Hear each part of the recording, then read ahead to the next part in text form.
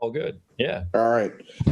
Welcome to this week's edition of the Rock and Roll Ghost podcast. This week we have Eric Hilton, acclaimed performer with Thievery Corporation. He's on today to promote his third solo album in the last year, entitled Ceremony, which is out now. And is it true that you're planning a fourth for the end of the year?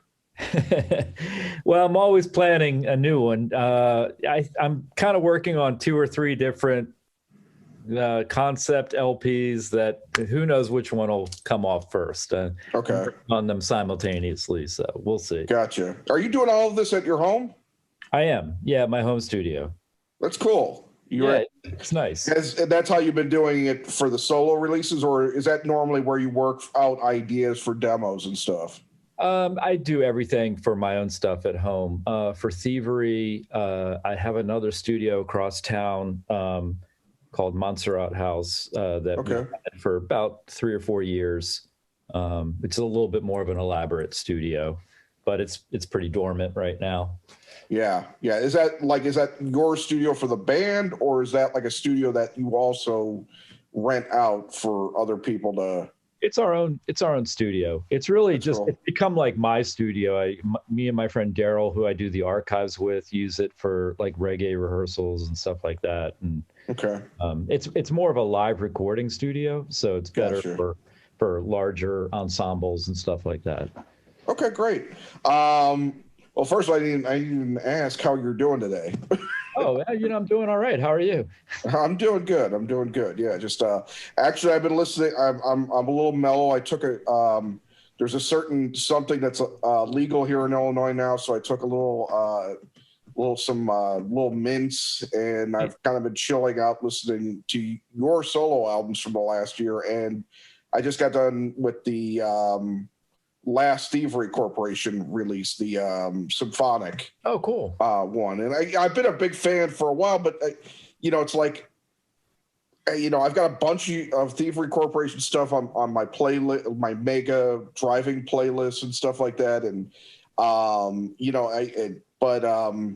there's some gaps, obvious, to some degree. The symphonic one I totally missed. That's kind of cool to hear a lot of those reinterpretations. A lot of electronic guys have been I guess doing that lately. I see you guys did it, and then Moby did it recently too, which was actually kind of cool. Cool. I haven't heard his. I haven't. No, it's actually pretty cool. He's got on one track he's got Chris Christopherson on it.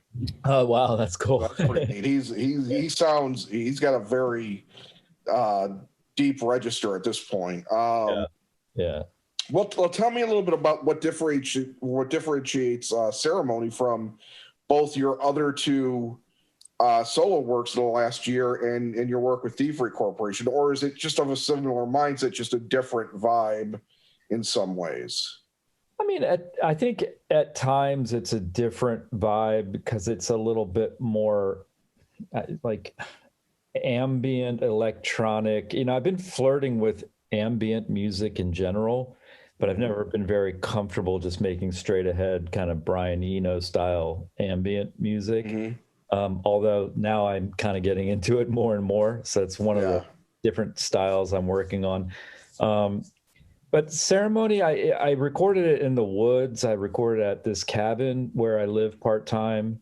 So it's got that kind of vibe for me. And it's even more personal than the other ones somehow. But I mean, they're all personal. I'm working essentially alone on them. And then, I'll do sessions with some friends to play instruments that I don't play particularly well. Like I'm not a great keyboard player. So, Really? No, I can just play, basic chords and stuff. Okay. And little riffs, but I'm not like a virtuoso or anything. And I'm not a great guitar player. I can play a little bit, but my friend Josh Miller plays most of the guitars on Ceremony. Okay. Yeah. All right. I didn't even think to. I assumed actually. I didn't look into the credits. I assumed like you were one of those guys that does like everything on their own. Yeah. If I know somebody who will play it better, I'll get them to play it. Yeah. But do you do like any demoing yourself? With your so-called rudimentary skill set. I mean, it's pretty laughable. I actually work in GarageBand, Okay. And I write all my songs in GarageBand, which actually works pretty well. They sound pretty damn good. Hey, they're And, demos. yeah, and so I'll sketch them out and I'll arrange them, and then I'll bring them into. So that'll just be on my laptop anywhere, and then I'll just put them up on the big computer, and I'll work with a very capable engineer to finish the project. Gotcha. So, when did you start working on Ceremony properly? Or is Ceremony just something like, or do you work on stuff all the time and you just kind of push stuff into different corners just to see where it'll end up fitting better? Exactly that. There's usually a lot of overlap. And like, for instance, the first two records, I had finished a lot of the Impossible Silence before I finished most of Infinite Everywhere, but I just felt like Infinite Everywhere was the better first release. Just because Thievery fans kind of following me, and it seemed like an easier pill to swallow for them, early on. And then the Impossible Silence was a little bit more of a concept record, a little bit boutiquey, because it was like, soundtrack for movies that don't exist, sort of. Yeah. It's just my interpretation of soundtrack music that I was doing. So I wanted to do that one second. And then, some of the stuff on Ceremony I had already worked on. And that's pretty typical. Like, you just have things lying around and you're like, man, that could be an album one day. And I don't really like to release singles that much. Okay. I like to save things up for an album format. I just like the album format. Well, yeah, your music at Thievery's is very, so like Thievery could be a band that you could probably, release the hit, here and there singles, because you guys tend to do more vocals exactly with Thievery than you do. In fact, the new one has, from what I recall after listening to it twice, absolutely no vocals on it at all. Yeah. I'm pretty into instrumental music, and that's how Thievery Corporation started. Was, our first album was completely instrumental almost. Right. And then we started doing some songs with vocals on Mirror Conspiracy. And that was sort of the process of us becoming, quote unquote, a band, even though Thievery was just me and Rob. Right. And then, we started to tour more, which was great, and years of touring. And it would sort of influence making the Thievery records, because we'd think, oh, well, this song will be good to play live. And then it got extreme, where, I was thinking a lot about songs and how they would go live. And I realized I'm getting very far away from how I want to do music. Right. I just want to make something I want to listen to, period. Right. I don't want to work in a group setting right now. I'm just not feeling it. I just, I want to do as much on my own as I can. That makes sense. And the live version has changed dramatically.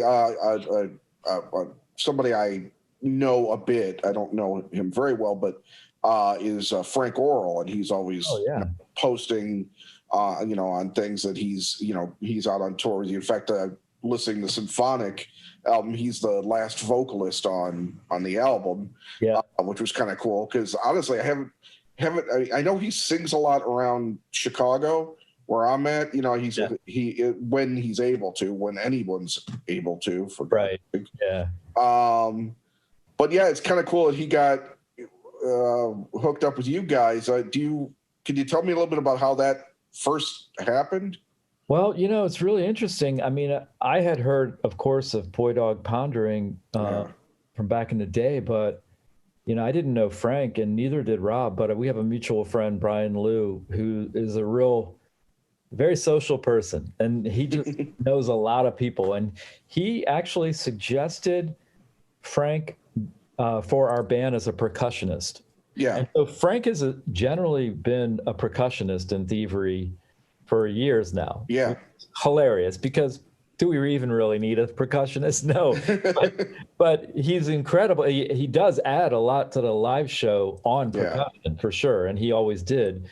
But his presence is just so magical. And, you know him, so he's a very magical person. Yeah, he's a good guy. Yeah. And then, we had him sing a couple songs, and Jesus, he's just He's such a great performer. Yeah. Great singer too. Yeah. No, it's cool that like when I started seeing him post about it, I'm like, yeah, he's just going on tour to play percussion. He's not singing. I'm like, that's really interesting. Yeah. He's just like, he's kind of a Renaissance man, Yeah. vagabond, bon vivant, we call him the dandy. He's just That's a good that name. guy, Yeah. he just Yeah, likes, he's way cool. Yeah, he really likes to be on the road. Yeah. And, the Thievery band gig is a good one. It's fun. And, you go to a lot of fun places. Yeah. So I think he really likes it. Well, talking about touring, you did at least one show so far this year, right? With Rob? Yeah, I've only been on one. I've been to one show, which is funny. You were at one show. You didn't do a show. Yeah, well, no, I was on stage. Oh, okay. Sorry. I thought I read that wrong. Yeah, no, but I sort of retired from touring. I just really, it's just too much, man. I never really got into music to perform, quote unquote. Mm-hmm. And there's really, for me and for Rob, there isn't really much performance in what we do. I mean, that's why we have a band, right? Yeah. I mean, we're producers, we're songwriters, and really my contributions to music would be in the studio. Mm-hmm. So performing is a hoot, and I like it, and it's fun to do, but after you've done it for 2 decades and traveled around the world a few times, you realize, look, I'm kind of running out of time to, make all the music I want to make. I'd rather, and plus I do have a day job on top of all that. So, I mean, I'm a restaurateur, bar owner guy. Oh, no kidding. I never quit my day job. So, I'm involved in a bunch of places. And in Maryland or DC? All in DC. Okay. Yeah, we have like some French restaurants and cocktail bars and some dive bars, and we just do a bunch of different stuff. Me and my. So I mean, in ordinary circumstances, obviously with music being the way it is, nobody's buying much music, and you don't earn a ton from streaming. Right. You're able to, if you're not touring, you're in ordinary times. Although I'm guessing that by now, the restaurants and the bars are doing somewhat better the business because of the vaccinations, but so you could rely on that other money in that regard for income, I suppose. Well, it's true. They always say to musicians, never quit your day job. And I did never quit my day job because I met Rob at 18th Street Lounge, which was my first club that I opened. I met him like a couple months after we had opened. If that, it might have even been like weeks after we opened. Right. And then we set up our studio in the lounge. So Thievery Corporation was really born out of that venue. Mm-hmm. And, we used to test. I would DJ there 2 or 3 nights a week. So I would test our productions on the crowd, which was real helpful. Yeah. And I just never stopped doing that. We would go on tour and I would come back and I would just, kind of work at the lounge and DJ there and stuff. And then I did stop for a little while, but I never left the hospitality industry entirely just because I like it. Yeah. Well, it's interesting. I didn't realize that about you. I used to write, I still interview chefs, but I used to write about the restaurant business for a number of years. In fact, I wrote for Eater in Chicago for a time. Oh, cool. Oddly enough. So yeah, I'm familiar with all that. Great restaurant town. What's that? Chicago's a great restaurant town, as you know. It is. We got a ton of places. And in fact, Frank's involved with some places too. Yeah. Oddly enough. So it's like, that's kind of like a full circle thing. But well, let me ask you just a side question, because we're talking about your restaurants and stuff. How hard has the last year been in that regard? I mean, it's just been tremendously hard. We, like everyone, we shut down for a long period of time, and then you finally get to reopen, and it's hard to find people that really want to work, which is understandable. And so, yeah, just rebooting and trying to get back to to where you were before. I mean, it almost feels like we'll never get there, but who knows? I mean, we just keep plugging away at it. Yeah. Yeah, some places, like we have this fine dining French restaurant in Georgetown, which is a really nice part of DC. It's pretty back there. I mean, that's a reservation only establishment, so you can predict your business very well, and that's come back. That's good. Yeah, but you can kind of see that too, because higher end stuff, it's like people are, that's generally going to be people that probably did get vaccinated and aren't as worried about it, and blah blah blah. I've been back and forth. I got my vaccinations done back in April, and I went to New Orleans for a week, and I was fine to eat in restaurants and everything. And then when I came back a couple weeks later, then the Delta thing really started hitting, and I started getting all like nervous about that again. Yeah. But go ahead. No, I mean, I totally understand where you're coming from. That's, I think everybody's kind of in that same boat with that feeling. Yeah. It's just, it's worrying about not just for my safety, but even if I'm fine because of the vaccination and I pass it, along to someone that even if they got vaccinated has a weak immune system, blah, blah. It's like that.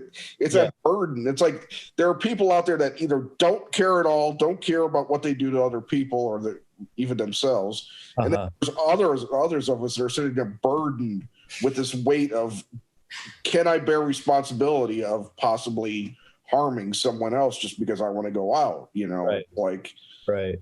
It's insanity. It's like, and I sometimes I can just get tired of even thinking about it, because it's the moral weight of that is sometimes crushing, because then you're just at home all the time. Yeah, no, it's true. I mean, we're all getting kind of cabin fever. I mean, it's a very challenging time for everybody. And of course there are other people that have it worse. I always say that, but it's just frustrating that you know that you have to be responsible, but you're also just starting to lose it. Well, I work, my end in the restaurants is concept and build out and all that. Yeah. So I'm on the construction sites a lot. Right. And like, man, construction just never stopped during COVID. Right. So like, it's really interesting. Like, I have been in the mix the entire time. Because we had projects going on, and you do start to realize, man, we're so lucky that we're able to not work, or work from home, work through technology, right? Because some people, they just had to go to work, right? Yeah, things had to keep going. Yeah, and it's pretty incredible. Yeah. Well, speaking of that, do you think that the last year and a half, I guess almost now, has helped you focus on writing music and working on music? Definitely during the initial parts of the shutdown and stuff, it was a big release for me to have hours a day to work on music. It helped me learn some things that I had not learned. And it propelled me a little bit. Things that I would rely on other people to do, maybe in the studio, I had to do myself because I was working. And that was very helpful. I had to get more self-sufficient. Excuse me one second. I'm sorry. Yeah, no problem.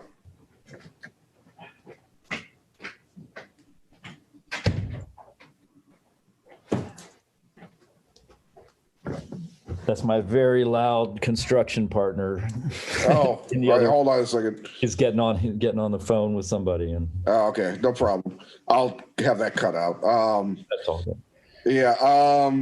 What was I saying? Oh, we were talking about the shutdown being a good. Oh yeah, with music. For me, it was sort of a silver lining in terms of creativity. It did spark, more introspective creativity, and it got me in that groove, and I'm still kind of in that groove, although I'm a little bit busier now. So now I find myself kind of fighting to find time to make music and carve out time, which is a little frustrating, but so it's good to Well, be it's out. cool that you're still able to balance both. One question I had, because you mentioned about not wanting to tour anymore yourself, is Thievery Corporation going to try to tour? Like, does Rob have still an interest in touring it? And if so, did you give his blessings to go on without you as being part of it? Yeah, I mean, the world doesn't know it that much, but everyone in a thievery camp knows that. I mean, I feel like Thievery has kind of done what it needed to do as Okay. and I think a long hiatus would have been in order, if not a complete end. Because Rob and I are bi-coastal. We're good friends, but Mm-hmm. we see each other for the past 15 years, we don't see each other that often. Yeah. And the work is done sort of remotely, and he'll come to DC now and again, but it's not the same as the beginning of Thievery Corporation. And Yeah. I don't want to be the Rolling Stones of down tempo. Yeah. I mean, I feel like we've achieved what we needed to achieve with Thievery Corporation. Doesn't mean that we wouldn't one day say, hey, let's make this Right. album in Greece or go do something fun like that. But Right. I don't like to keep things going just to keep things going. I can hear that. There's a certain bravery in that. Some other people would also say you're throwing money away, but yeah, I've never made music for money. yeah, That's but probably I'm just why I saying, actually made money yeah. doing it, because I don't care about making money. I always believed in that counterintuitive, rule that if you do it for the love, everything will work out. Yeah. Well, that's cool. And I like the fact that you're saying, look, it's not definite. It's just if the influence, the inspiration, hits, you guys will maybe do something again. And it's just, it's not a thing where you have to make an album every couple of years or anything and then tour and repeat, that kind of thing. So. Yeah. I mean, once a group has been around for that long, I mean, I use the Rolling Stones as an example, and, rest in peace, Charlie Watts, but Yeah. Have to say that this month. But basically, like, who cares about their new album? Nobody. Right. You know what I Right. mean? They've already cemented what they are, what they do, what they stand for in the music world, right? Mm-hmm. And I feel like we're sort of in that category now of like, Mm-hmm. all right, we've cemented, we've had our records that people really grew up with and liked. And, I don't know. I don't like to live in the past that much. I get you. I love to honor the past and be nostalgic for it, but I just want to do something new. Yeah, no, I get that. Well, speaking of that, and talking about ceremony, what kind of ways do you get your music out nowadays? Do you look for film and TV and commercials or anything as a vehicle to get your music out a little bit more? I'm actually doing like no marketing for it. I mean, very little. Just like I'm kind of starting my own little solo career the way that we started Thievery Corporation, where we just released the music in all the regular platforms. Back then we had a couple distributors and they distributed our vinyl and CDs. And if people gravitate towards it and we build that way, then that's great. But it's like the honest and true way of doing it. It takes a long time, but I've got time, man. I plan on having 20 solo albums. So well, at this rate, you'll have that in 5 years. Exactly. Yeah. I'm sure I'll slow down. Because I mean, you want to make that mark a little bit higher at this rate. I mean, yeah, I'm always making a lot of music, and like with Thievery, I mean, I have like Thievery records in the can. Yeah. I mean, I have so many songs. Right. And Thievery, that was another thing that's just very frustrating about being in an entity like Thievery is you can't release a record every 6 months with Thievery. It's like crazy, right? Right. But I want to be crazy. Right. I'm working on my own stuff and just doing what I want to do. I can do that, right? So, with Thievery, it's like, Rob likes to wait every 4 or 5 years, and three is like kind of, oh, really? You want to release another record? I'm like, That's fast. yeah. It's too slow for me, man. I can't. Yeah. I can't deal. Well, it's odd. He's got a solo album out now as well, right? Does, yeah. Odd timing. Yeah. Well, he's been doing the solo thing for a little while, and I've been super encouraging to him about it. I mean, I think it's a healthy thing. Yeah, I have to check out his newest because I just, once I started looking into you a little bit more, I started seeing things pop up, about his. In fact, somebody else I know, because I know Justin a bit. Somebody else I know is handling Rob's album, and he was posting about it on Facebook, and I was like, oh, weird coincidence. Yeah. Well, so you don't know for sure what's next because you've got all this different stuff going on. What other things might happen with Ceremony? Do you do any kind of like club listening things, or I mean, I don't even know anymore. It's just the album's out there and it's out. I mean, the vinyl will be available soon. The vinyl is sold out. I'm selling a lot of vinyl, which is cool. That's cool. Yeah. Strangely, my solo stuff it's selling. And doing pretty well. I'm kind of happy about that. I'm surprised. Actually. So. Yeah. Is there anything, because you said you used to DJ and used to kind of, I know you've got some I don't know what kind of places you're part of as far as music DJing or music venues go, but is there anything like that you could see the album doing, like being part of listening sessions perhaps somewhere? Or this particular album, I assume that I will get calls in the future, hopefully near future, but about placements in film and TV. Yeah. That I feel like some of the stuff I've done is really, really perfect for that. But again, that kind of has to happen organically. Like, right, you won't pursue it. You'll accept it. Yeah. I'm really kind of working in my own little creative bubble that I plan on staying in for a long time. And honestly, if a lot of people don't discover my work, that's okay. If people discover it in 10 years, I'm fine with that too. Yeah. Well, making it for the art. Well, that's one good thing about discovery, and which I still find even at 50, is that, I don't know maybe a ton of what's going on with modern music. I have this ability to find stuff that comes out of nowhere, and then go, oh, I'm going to go back and listen to all their stuff now.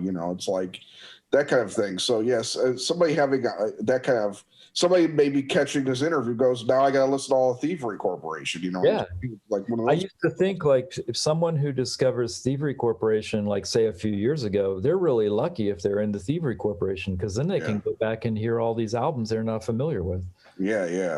It was. I remember in the 80s when I got into the Replacements, and I got into them very late, their second to last album.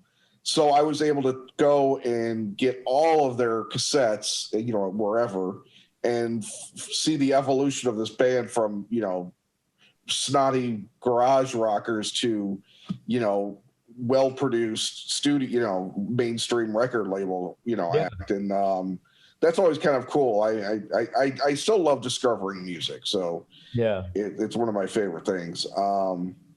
What about you? What kind of things have you been listening to lately? Man, I'm not listening to any modern music either, and I don't know. I almost feel like I'm, when you've listened to a lot of music in your life, it's like you almost get into the exotic. You're like really looking for something that may not exist. Right. And so I check a lot of for my own inspiration. I check out a lot of older, mostly 70s, like soundtrack music, and people who might have been like myself back then, where they're just making instrumental music that's a little bit off the beaten path, but it's interesting. Definitely a lot of Italian soundtrack, like the composers like Armando Travajoli, and there's another guy, Alessandrino. Okay, this guy Yeah. made like some pretty funky music back in the 60s and 70s. Okay. And because all the other stuff, I feel like I know it. I'm really into Right. New Order. I'm into a lot of the punk, new wave, ska, reggae. I've been through it all. And Yeah. I've just consumed so much music in my life that I'm kind of looking for stuff now that seems. It's like if you've eaten in a lot of restaurants, I guess. Yeah. I've had Mexican food. I've had this. I'm looking for that cuisine that might not exist. Right. Or just some new spin on something that Yeah. really goes in a different direction or something like that. Yeah. Like I hear that. first world problems. Yeah. But it's like, you're surrounded by so much these days. I could have never imagined, as much as I wish they paid artists more, and something I feel the recording industry needs to, I think, step up on. Absolutely. To have something like Spotify, thinking back to when I was a kid, is mind blowing. Yeah. It's like drinking through a fire hose, Yeah. I mean, how do you even sort through all of that? But it's just the fact that I could go on there, and if I remember a song that I like I forgot completely about this band, this kind of pop metal band from the 80s called Honeymoon Suite. Oh, okay. And, it's like I saw their video on MTV and I knew it for years. Never heard it on the radio, never bought their album or cassette or anything back then. But so it's somebody I forgot about. And then one day, like 3 or 4 years ago, I'm putting together I've got this massive, nearly 10,000 song driving playlist. So I'm always adding stuff to it. And then if it's stuff, if it fills up to 10,000, then I have to remove like some full albums and stuff, but so I found it. The idea popped in my head. Saw the song, and now it's on, my playlist, this random ass song from 37 whatever years ago. That's cool. Yeah. And you discover so much stuff, accidentally. Yeah. Sometimes, and it's amazing. It's why I still love music, because I could still discover stuff that I should have known about 20, 30, whatever years ago. Yeah, it's like an endless it's like exploration. It's just an endless journey and exploration.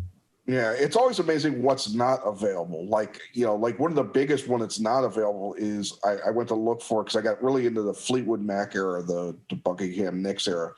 But Buckingham Nicks' like big album is nowhere to be found because of some sort of legal issue, I guess. Wow. Which is fascinating. So if you actually can find a copy at this point, a real physical copy, it's like a unicorn. Right. That's cool. You're paying a ton of money. Cool if you have it, I guess. But yeah, my parents used to have it, but we had a fire when I was a kid, and I think it got ruined in the fire.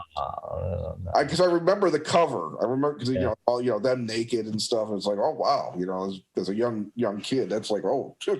Hopefully one day you'll run across a copy again. So. Yeah, I'm gonna probably start searching for it. But well, let me just ask you. Mentioned New Order, and your album's called Ceremony. You've got a song titled Ceremony. Is that a New Order homage? It's a total coincidence. I actually the name popped into my head for one of the sketches that I was doing, and then it stuck. And then I started to think about the word and what it was meaning to me, and I was, sort of diligently working on music in this sort of wooded bucolic setting, and it seemed like a ceremony to me to work on music. So I just said, well, I'm going to call this record Ceremony. And I knew that New Order had, Yeah, of course you did. You're that big. But I felt like, there are plenty of words out there that are album titles, and they'll have the big one, and I will, I'll have to. I didn't think about that until I was thinking about the word ceremony. I'm like, he's got to be a New Order fan. I am a big New Order fan. Yeah. New Order without Peter Hook, where do you stand on that? Well, I mean, of course, it's not as good, and nobody can really sound like him, but the guy who replaced him is doing a fine job. Yeah. Considering the position that he's in. Well, I mean, Hook is one of the kind of legendary bass guitar players at this point. Yeah. I mean, he sort of he has his own style that's so unique. I mean, he created his own style, you know. Yeah. But I saw New Order in I want to say it was like 1983 or 2. Oh wow. That's yeah. early. And then I saw them a few years ago, and they've really improved their live show. Oh yeah. Because they were actually pretty terrible in their early days live. I think they would admit it. Yeah. You know, they weren't ready to play live back then. Yeah. You know, they were in demand, but you know, it was kind of like a had to sort of thing. Yeah. And I think Peter Hook was like super drunk at that show too, but yeah. They had to sort all that stuff out. You know? Yeah. It's always interesting to think about the shows. You know, you go see and where the band goes from there, and just I gotta say I haven't seen too many. Honestly, I've seen a ton of shows over the years. I haven't seen too many shows that I would call bad. These days, that's not going to work out. If you don't have a show, you're not going to get booked anymore. Yeah. That makes sense. It's interesting because you mentioned like the economics of the record industry and stuff too. And this is, you know, the average age of a profitable touring musician is like 54 years old. So what that tells you is that the legacy. Yo, hello. This guy's killing me. You're okay. Ali. No, I mean, I can hear y'all. Sorry. So you're good. You're talking about the average age being 54. Yeah, so the average age is 54. So that means that, you know, it's the established bands are really the ones making money, which would make sense. Yeah. And when, you know, back in the day when Thievery started, everyone talked about, well, you tour to promote your record, so you sell your record and make money. Right. Don't make money on tour.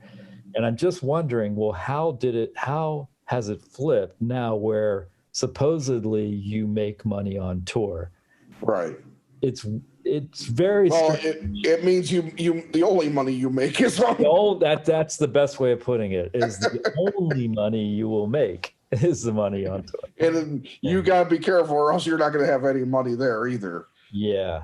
No, it's a weird time. It's really tough for musicians. I mean, we were lucky because we never signed to a major label, so we had our own label. So we actually did fine, you know, in terms of record sales and stuff. We had an income stream.